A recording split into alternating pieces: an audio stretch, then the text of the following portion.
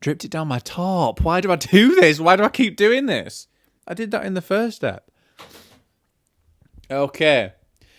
I saw Warfare in Berlin. I was in Berlin for a crazy weekend, but I wasn't crazy enough. I went to Berlin to go out. I do this periodically every year, like 3-4 times a year. I really love the nightlife there. You might not know this about me. Film is my biggest passion, but techno is a secondary passion. And I also love other things such as snooker and football and F1. So that's me, but enough about that. So I was in Berlin and I was there for the whole Easter weekend, so 3 nights. The first night I went heavy. No, I actually didn't drink all weekend. You didn't need to know that fact. But in terms of I stayed up late the first night. And didn't do anything else either. That sounded like I was doing other things. And then on the last night I did as well. So there was this middle night where I was like, I didn't really want to go out that night, right? So I was like, are there any English show times of Warfare and hopefully in a good screen so I can hear that sound design that I talked about last week? Alex Garland sound design. And I did. I found a Dolby Cinema showing the original version of Warfare. That I say original version, that's what they call it. In Germany, they call it OV, which just means no subtitles, no dubbing. So I went and I was absolutely fucking knackered. But I tell you what, this film kept me awake because it's loud as tits. It's loud as fuck. I mean, I obviously knew it was going to be loud, but fuck me. So if you want the synopsis of this film, fucking Google it. If you don't want to hear spoilers, stop listening now. So this is a war film set in 2006 about the American insurgents on Iraq. And it's kind of like most Alex Garland films, it's kind of like the location is distilled down to like 1, maybe 1.5, if you count the street outside this building that these troops are setting up shop in. And we've got, say, 5 kind of key characters, but like a wider, would you call it a battalion? Squadron? Of like 10 characters. And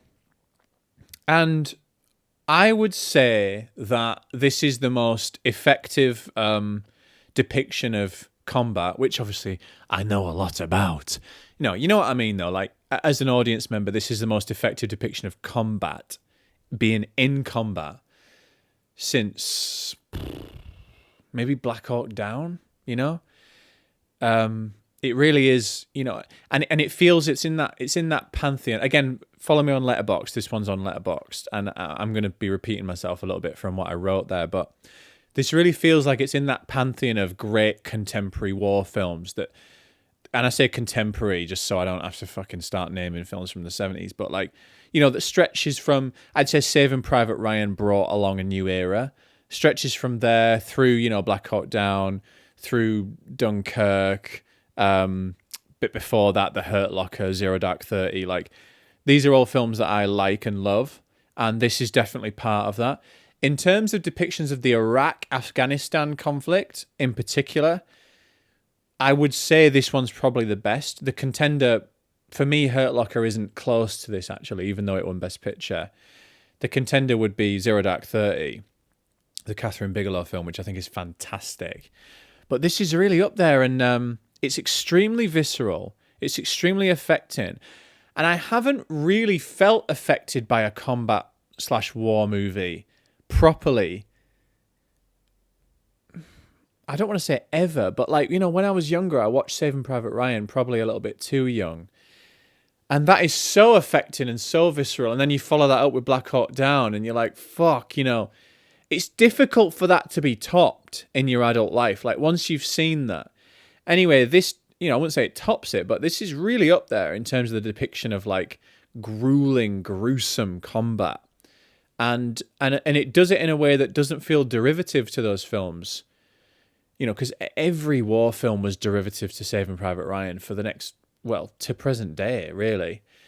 And it does owe a debt, but it doesn't feel derivative of that. And what I loved about it was the characterization of this squadron didn't feel what's the word? Classic. It didn't feel cliched. That's it. It didn't feel a cliched characterization, which you often get, which Saving Private Ryan didn't do so well, in my opinion. It was quite cliched. Maybe it set the cliches, who knows? But it, it's like the nervous one, the cool, calm, collected one, the funny one. It doesn't do any of that. And I think it's because, like it says at the start of this film, this comes from the brains and the memories of those that were there. So this isn't from an article, this isn't from footage, this is just from their memories, right?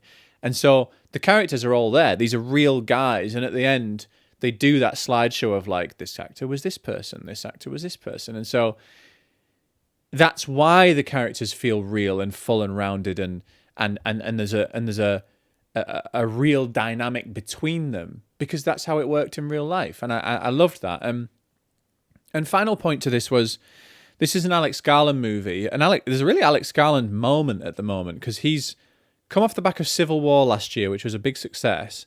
Going into 28 years later, he wrote this year, which is going to be a huge success. And then he's co-directed this one. And coming off the back of Civil War, which felt very politically weighty, it felt very... Alex Garland himself has said that he's tried to make that film appear impartial. To me, it's absolutely not. Like, he said in the same interview where he said that he's left-wing. Yeah, no shit.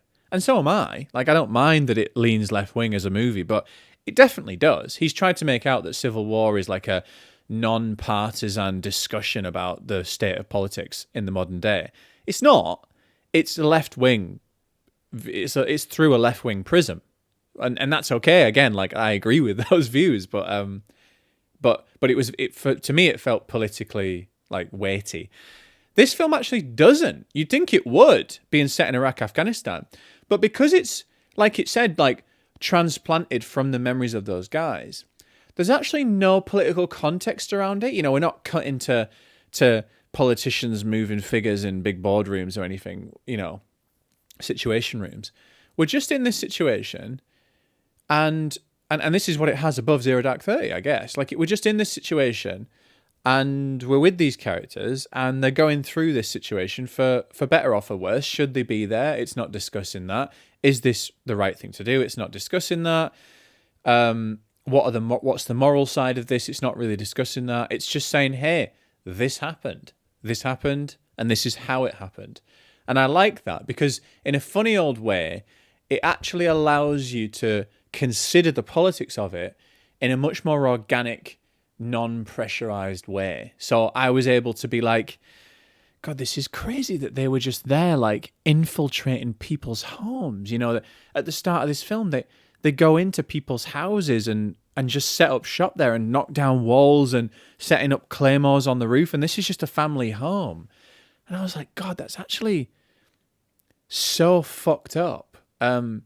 And you're able to consider these as it's going on, because it's not shoving it down your throat. So I love that. And I gave Warfare a 4 out of 5 on Letterboxd, so an 8 out of 10. I really enjoyed it. I thought it was really accomplished. And like I say, I saw it in Berlin, and the adverts before this were fucking fantastic.